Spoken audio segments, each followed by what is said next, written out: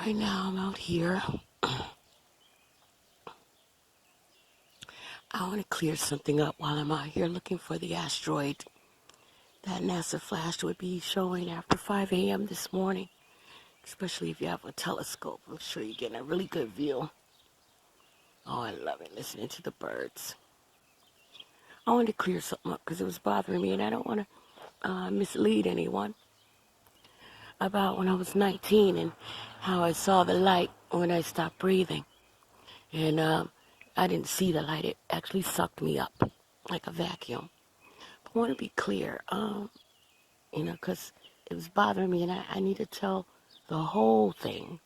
Okay, that's what happened that time when I was 19. But at age 30, 29, I think 30, I'm not sure, in the 90s, early 90s, I took some over-the-counter medication for a headache, extra strength, something I don't remember what it was. I do, but I won't say it because I don't want any problems. And I took two, and I stopped breathing. I went in the bathroom first too. I had a certain urge, there's something happens. Different things happen just before you stop breathing. People know who've actually seen it happen or experienced it. You have to use the bathroom really bad. Different from when you usually have to go. It's just a different feeling. So I run in the bathroom to go. I finish using the bathroom. I get up dizzily to wash my hands. While I'm washing my hands, I begin to pass out. Like I'm feeling right now, like I want to pass out. I hate this feeling. You can feel your spirit leaving your body. Actually, you can feel it. Not like when I was 19, I was a surprise kind of thing, You can't, This was like a, normal. And I felt my spirit come up from my stomach and into my chest and into my head. And bang, I hit my head on the sink. And I passed out on the floor. This time, I don't know what's on the other side of that fence, but I guess I'll come back this way. This time, I didn't get sucked up into a light. This time, there was,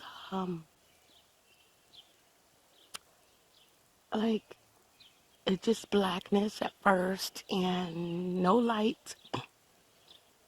But there was,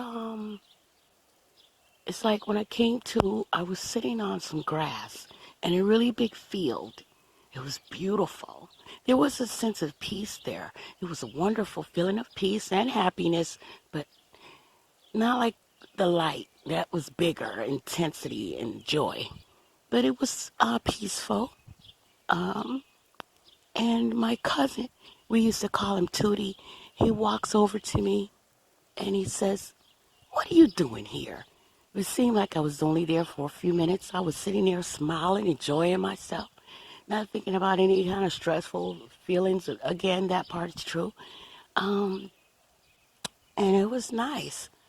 I think it was the same place that you go if you're at, it's kind of like a in-between kind of place. But my cousin Tootie, he comes over to me from the left side of me, again with the left side. I don't know what's up with the left side thing going on, but he walks over to me out of nowhere from the left side, and he says, "What are you doing here?" At that point, I had been sitting there with someone else that had come over and sat next to me from the right side that I didn't recognize, and we were having a joyful conversation.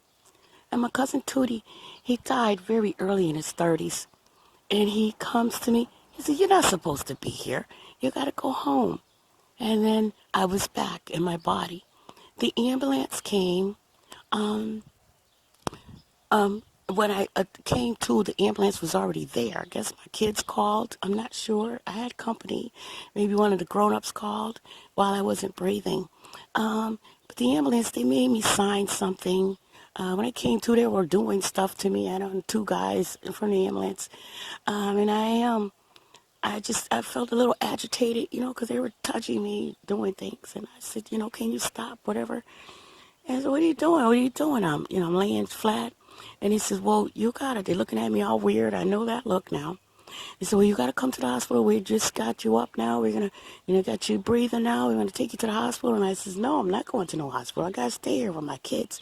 And again, when you stop breathing and you come back, your head hurts so bad, so bad. Good God, it's the worst headache you'll ever have. And I just wanted to keep my head flat because when you lift it up, it just hurts too much.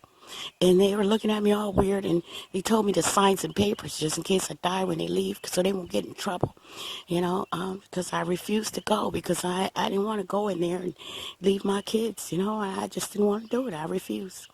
So that was another time, maybe the third time. I don't have enough tape on this phone to tell everything, but that was bothering me that I just only mentioned about when I was 19 and Joyful Light, because it's not always that way. And there are people who have been to hell, stopped breathing, and saw part of hell. I'm sure it was just part, maybe the doorway part or whatever, the hallway part, because I believe once you get all the way in, you're not coming back. And they told stories of what they saw being bitten, torn apart. They admitted that they were very mean when they were alive and horrible to people. And when they came back, they were very nice and joyful, and not joyful, but they were compassionate, and they had better attitudes, and they were giving and charitable. And you can find all those stories on YouTube. Look them up on Google. They're true stories. Scientists have proved that these people are not lying, because either they were in the hospital when they stopped breathing, or like I said, the ambulance comes to your house and proves it that you were not breathing. So, nobody can say you just sat there and made it up. And everybody can't make up the same story. And most of these things happened before they ever started even showing these things on TV or YouTube or any of it. Most of what happened to me and a lot of people, the experiences happened long before they ever reported them on television. So, and we all telling the same story, and that's why they started recording these stories to show people that it's real. There's different degrees. I do believe that. I just want to say that the part where I said there's no sin, well, that part is wrong. Of course, that part is wrong if some people did see hell. And of course, that part is wrong if when I was 19, I was automatically sucked into the light. And then when I was 30, I had to sit on the grass in the beautiful field. And not, I guess I was going to have to wait there and have to do whatever I had to do to get to the light that time. So that's been bothering me, and I had to tell the truth and just tell the whole truth about it. Not that I was lying before, but of course the first memory is my best memory. But it was bothering me not to tell the whole thing of each time. In 2007, when I died, like for the fifth or sixth time, I stopped breathing. And from lupus or whatever, they said they're not sure if it's lupus, but they're sure that it's an overactive immune system that I have. And I was perfectly well, so that as far as they could see, and whatever, they did all those tests. But either way, I stopped breathing. They had to bring me back. But that time when I stopped breathing, I didn't see anything at all. It was total darkness. I guess maybe because by that time I had said many prayers after being struggling here in this planet with, I love this planet, but the people, that you encounter and experiences had made me say to God, I know that I've been here before, even though a lot of people don't believe that, religions. Of course, you won't believe it unless you experience it. I remember having dreams when I was little for 5 years of being here before, living until I was very old and with white hair, all white hair. And when I was born with white hair.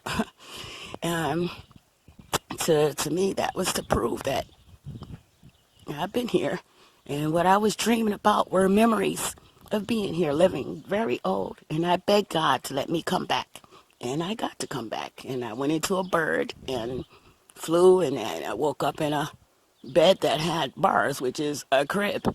And some people can't even remember when they were small. I remember everything about when I was little. I remember all of it.